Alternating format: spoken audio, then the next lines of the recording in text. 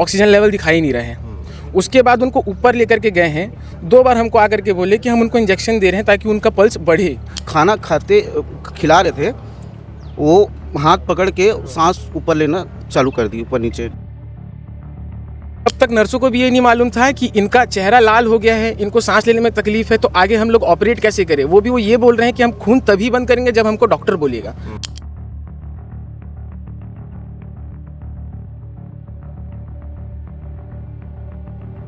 मैंने उनसे पूछा कि मैम क्या सिचुएशन था, मेरे को क्लियर बताइए।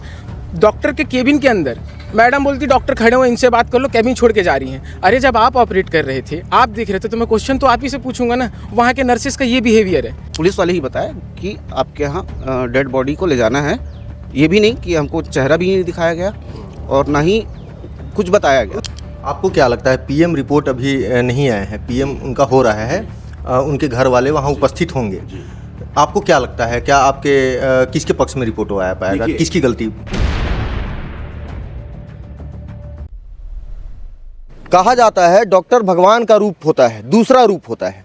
क्या हो जब आप हॉस्पिटल पहुँचे अपने पेशेंट को लेकर और डॉक्टर के देख रेख में, निगरानी में उनकी डेथ हो जाए और वो आपको न बताकर थाने में सूचना करे और वहाँ से पेशेंट को सीधा मरचूरी भेज दे और फिर आपको थाने के द्वारा बताया जाए कि आपके पेशेंट की मौत हो गई है। ऐसा ही कुछ मामला फौजी नगर जो भिलाई में स्थित है, वहाँ एक किरण नाम की महिला थी, अब है बोलना उचित नहीं है, 4 दिन पहले डिलीवरी हुई थी और सुविधा हॉस्पिटल जो कि जामुल में है, आप सभी को पता होगा सुविधा हॉस्पिटल किस टाइप का है, कैसा है। वहाँ डॉक्टर की अनुपस्थिति हमेशा पाई जाती है, चाहे रात हो दिन हो। इमरजेंसी होता है तभी डॉक्टर को बुलाया जाता है, लाइसेंस तो कैसे मिलता है वो आपको पता है। छत्तीसगढ़ में हॉस्पिटलों की क्या स्थिति है, इन सब चीज़ों को मेरा बताना सही नहीं है, आप लोग जानते हैं इन सब चीज़ों को। वो जो महिला है, वो महिला वहाँ जाती हैं डिलीवरी के बाद, हालांकि सीजर से उनका ऑपरेशन से बच्चा हुआ था, उसमें ब्लड कम पाया गया। उनका डॉक्टर का कहना था जांच में ब्लड कम है, 6 पॉइंट कुछ था। उन्होंने 2 बॉटल ब्लड का चढ़ाया, फिर उसके बाद तीसरा बॉटल जब चढ़ा ही रहे थे, उसके बाद क्या हुआ हम सीधा इनके परिजन से जानेंगे। यहाँ तक की कहानी आपको बता दिया भैया। जब आपने ब्लड चढ़ाया, 2 बॉटल चढ़ा दिए थे, फिर उसके बाद क्या हुआ? जब ये तीसरा बोतल चढ़ा रहे थे तो उसको दर्द हुआ, कुछ बेचैनी हुआ, तो बच्ची बोली कि इसको निकाल दो, मेरे को तकलीफ हो रहा है। तो वहाँ के स्टाफ बोले बिना जब तक डॉक्टर नहीं बोलेंगे हम नहीं निकालेंगे। डॉक्टर थे नहीं वहाँ पास और इस कंडीशन में उसका चेहरा सूज गया और सूज के लाल हो गया था। कितने बजे की बात है ये था 8 से 9 बजे के बीच का बात है, रात को। अच्छा, फिर उसके बाद हम वेट करे, डॉक्टर आए, वेट करे और फिर वेट करने के बाद हम देखते रहे कि अब ठीक होगा, अब ठीक होगा। अचानक से खाना खाते खिला रहे थे, वो हाथ पकड़ के सांस ऊपर लेना चालू कर दी, ऊपर नीचे लेना चालू करी। उसको हम लोग को बाहर भेज दिए, सबको आप लोग जाओ जाओ। हम लोग बाहर आ गए। बाहर आने के बाद फिर बोले कि आपका पल्स 45 हो गया है, इसको इंजेक्शन लगा रहे हैं, बढ़ा रहे हैं। फिर हम लोग को बाहर भेज दिए। फिर उसके बाद ये निकले, 1 बजे करीब निकले, मैं 10 मिनट में आ रहा हूँ करके। आधा घंटे के बाद आए, पुलिस वालों को और एम्बुलेंस को लेके आए। कितने बजे? 1:30 बजे करीब लेके आए और बताए, पुलिस वाले ही बताए कि आपके यहाँ डेड बॉडी को ले जाना है, ये भी नहीं कि हमको चेहरा भी नहीं दिखाया गया और ना ही कुछ बताया गया। उस समय तक आप लोग वो थे कि ठीक है, इलाज चल रहा है? हाँ, अचानक निकाले और डेड बॉडी को ले जाना है। बस तो डॉक्टर की तो जवाबदारी बनती है आपको बताना, आपको इन्फॉर्मेशन देना, दिखाना। नहीं बताया, वो सीधा निकाले और फिर पुलिस वालों को बुला के बोले ये डेड बॉडी है, इसको ले जाना है। आप कौन है भैया उनके? भाई हूँ मैं। भाई उनका भाई है। आपको क्या लगता है क्यों ऐसा हुआ, मतलब क्यों डेथ हो गया, लगता क्या है आपको? क्या डॉक्टर वहाँ उपस्थित था रात में? नहीं था। बात यह है, उसको जो ब्लड चढ़ चुका था वो काफ़ी था उसके लिए। जब आपको ब्लड चढ़ाना है कभी भी पेशेंट को, तो उसका जांच करिए उसके में कितना यूनिट है। बिना यूनिट जांच करे आपने उसका एक्स्ट्रा ब्लड चढ़ाया। मैं जैसे टिफिन लेके जाता हूँ तो देखता हूँ उसका पूरा चेहरा यहाँ से लाल है, मतलब आँख इतनी लाल है कि जैसे आँख कान से खून निकल जाएगा। मैं डॉक्टर को बोलता हूँ कि देखिए मैडम क्या हो रहा है, तो बोलते हैं डॉक्टर अवेलेबल नहीं है। हम देख रहे हैं, हम ठीक कर रहे हैं, जो चीज़ हो नहीं रहा था। कुछ भी सवाल करते तो नर्स बोलती थी आप जाओ आप जाओ, हम चले जाते थे बाहर, चलिए करिए, हमको हमारी बहन ठीक चाहिए। लास्ट में बात ये हुआ डॉक्टर साहब आते हैं, सीधा अपने केबिन में जाते हैं। कंपाउंडर बोलता है साहब देखिए कुछ इमरजेंसी है, तो आराम से हिलते डुलते वो जाते हैं, जाके देखते हैं कैसा लग रहा है क्या है। वो बोलती है अच्छा नहीं लग रहा है, मतलब तबीयत मेरा ख़राब हो रहा है। तो वो कहते हैं ठीक है देखते हैं। फिर डॉक्टर बोलते हैं आप सब बाहर जाइए, तो फिर बाहर जाते हैं। बाद में क्या होता है, अचानक बोलते हैं इसको आईसीयू में एडमिट करना पड़ेगा। ठीक है करिए सर, मेरे को किसी भी हालत में मेरी बहन सही चाहिए। लास्ट में ये होता है अचानक निकलते हैं, हम लोग बोलते हैं सर कहाँ जा रहे हैं, बोलते हैं मैं 10 मिनट में आ रहा हूँ। तो 10 मिनट के बाद नहीं, वो आधे घंटे के बाद आते हैं। उनसे पहले आती है यहाँ की पुलिस, जामुल थाना की। मतलब डॉक्टर के आने से पहले यहाँ की पुलिस वहाँ पहुँच जाती है। मेरा कहना ये है वो आए थे यहाँ अपनी सेफ्टी के लिए आए। उसके बाद हम लोग को बोलते हैं कि आप बॉडी लेके जाइए। भैया बॉडी किस चीज़ की बॉडी, आपने ना बताया ना कौन बोला कुछ। ये बात हमको डॉक्टर बोला, पुलिस वाले ही बोले। अच्छा, तो फिर हम लोग बॉडी क्यों लेके जाएंगे, हम तो नहीं जानते भैया ख़त्म हो गई, कैसे ख़त्म हुई, तो ठीक थी। बात ये हुआ लास्ट में एम्बुलेंस भी आ गई, हमको वहाँ से घसीटते हैं, नहीं एम्बुलेंस में डालना है, जिद करते हैं, फटाते हैं, हमारी किसी बात को सुना नहीं जाता है। लास्ट में हासिल ये होता है स्वस्थ लड़की को उन्होंने मार दिया एक्स्ट्रा ब्लड चढ़ा के। ये बात सीधी। अच्छा, ये जो रिपोर्ट आप दिखा रहे थे, ये रिपोर्ट का क्या है? ये रिपोर्ट जो है, हमको डाउट हुआ 2 यूनिट चढ़ाने के बाद कि लड़की स्वस्थ हो चुकी है। अभी उसको आज के डेट में डिस्चार्ज देना था, उनकी और उनकी बच्ची को उनको आज के डेट में डिस्चार्ज देना था। वो बोले कि 3rd यूनिट उनको और चढ़ाना पड़ेगा। हम लोग सडन डाउट में आ गए कि इन लोग चेक भी नहीं कर रहे हैं और प्लस बोले 3rd यूनिट लगाना है। इन्होंने हमको एक्सचेंज के लिए ब्लड दिया, हमने अपना दिमाग लगाया, बोले एक बार प्राइवेट किसी भी पैथोलॉजी लैब में जाकर के एटलीस्ट हम लोग चेक कर लेते कि उसका कितना प्लेटलेट है, कितना ग्राम खून उसके शरीर के अंदर, कितना शरीर में उसके खून कितने ग्राम है। हम लोग जाकर के चेक कराएं, हमको ये रिपोर्ट मिली 7 बजे, जिस रिपोर्ट में हमको दिखाया जा रहा है 11 पॉइंट समथिंग। मतलब 2 यूनिट चढ़ने के बाद आप चेक चढ़ने के बाद तब उनको 3rd यूनिट चढ़ चुका था। अच्छा। उसके बाद ही ये सब चीज़ें चालू हुई है। डॉक्टर जब तक ठीक था उनका, मैं लास्ट टाइम जब देखा था, जब कुछ भी होने से पहले 98-99 उनका पल्स चल रहा था, 95 अबव उनका SpO2 लेवल था। अचानक से उनको खाना खिलाते समय वो कोलैप्स कर गई, वो आ गया 45 पे हार्ट बीट, ऑक्सीजन लेवल दिखाई नहीं रहे हैं। उसके बाद उनको ऊपर लेकर के गए हैं, 2 बार हमको आकर के बोले कि हम उनको इंजेक्शन दे रहे हैं ताकि उनका पल्स बढ़े। फर्स्ट टाइम वो जब आए और हमको कहा गया तो उनका बीट चल रहा था 45, ऑक्सीजन लेवल था 40।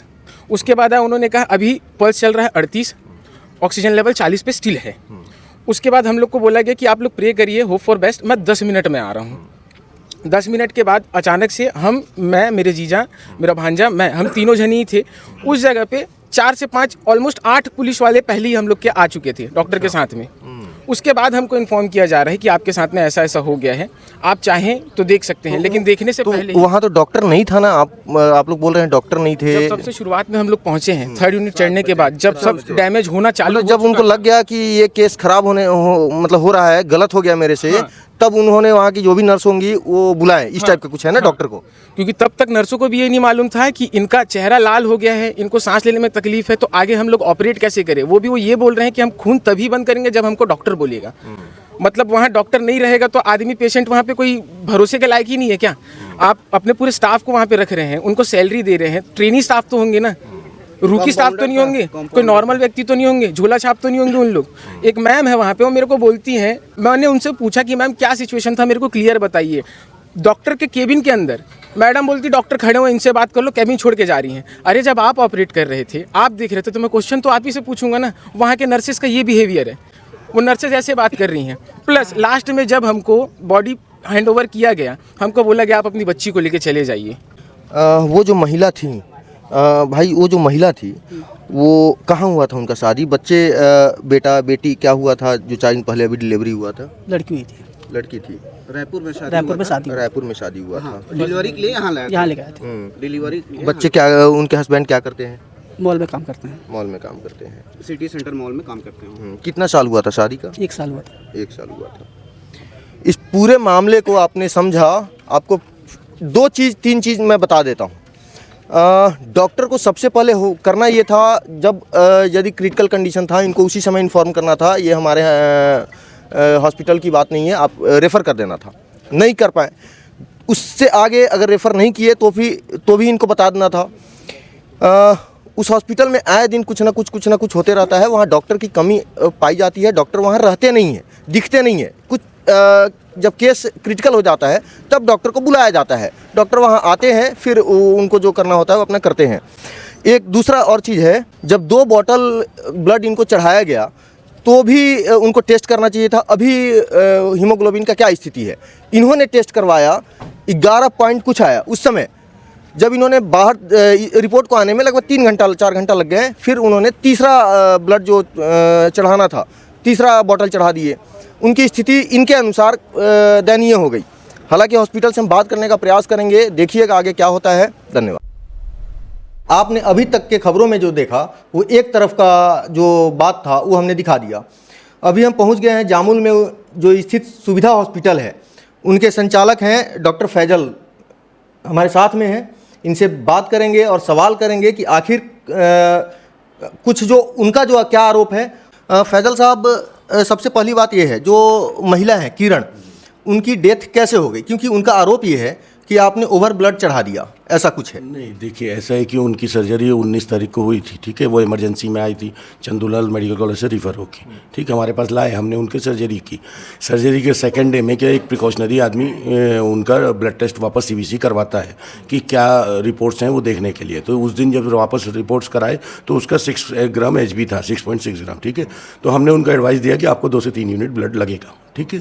और पेशेंट ऐसा है कि 3 यूनिट ब्लड का और अल्टरनेट डे लगेगा, एक साथ भी नहीं लगेगा, अल्टरनेट डे लगेगा। तो एक एक करके लगाने की हमने उनसे बात की।